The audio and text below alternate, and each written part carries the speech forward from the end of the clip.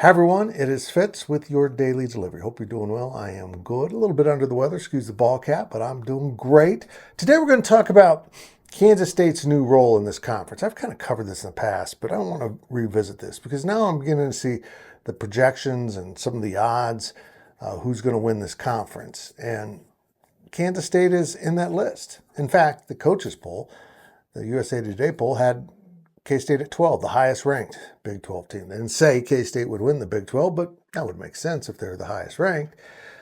And then you look at the odds. Some people have Kansas State up there. Other people have Texas Tech up there because Texas Tech went out and spent a lot of money on a roster. We'll get into that at a later date, but it was impressive what Tech put together. But Kansas State has always relied on having that chip on its shoulder. You know what I'm talking about. K-State thrives as the underdog. It's never been the big boy of its conference. Its entire existence, it has lived in others' shadows as a football program.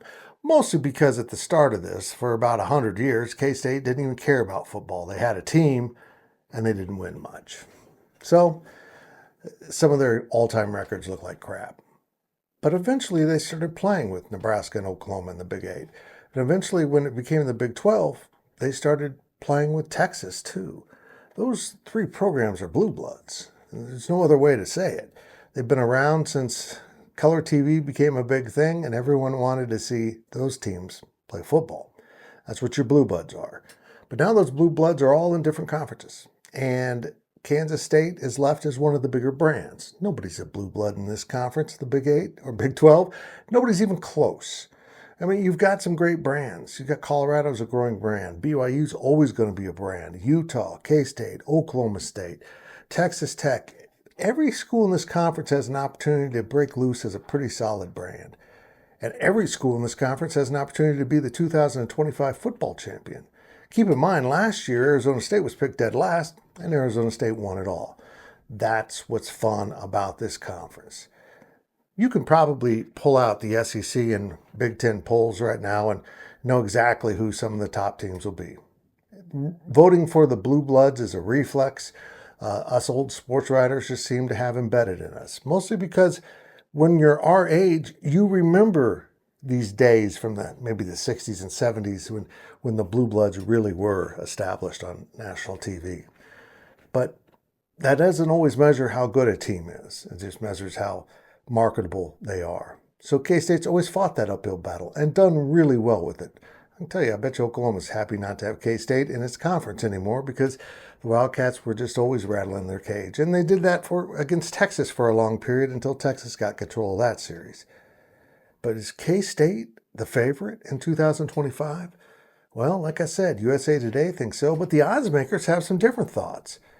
And it's really scattered. Who is the favorite? Is it Arizona State, BYU? Texas Tech spent $40 million or so on NIL. They've got a loaded roster. Iowa State's going to be good. Colorado should be okay. You just look around this conference and you think, I don't know who the favorite is. I don't know who's going to be the boss here. Could it be Utah and Oklahoma State getting up off the mat after dreadful seasons and maybe asserting themselves in the Big 12? I guess what I'm saying today is that Kansas State has a real opportunity. And while this program has thrived on being the underdog, being the little guy, being the scrappy one without the resources, without the history, and honestly, without the national championship or very many conference championships until Bill Snyder got cooking. They're used to that. Those days are over. This conference is wide open.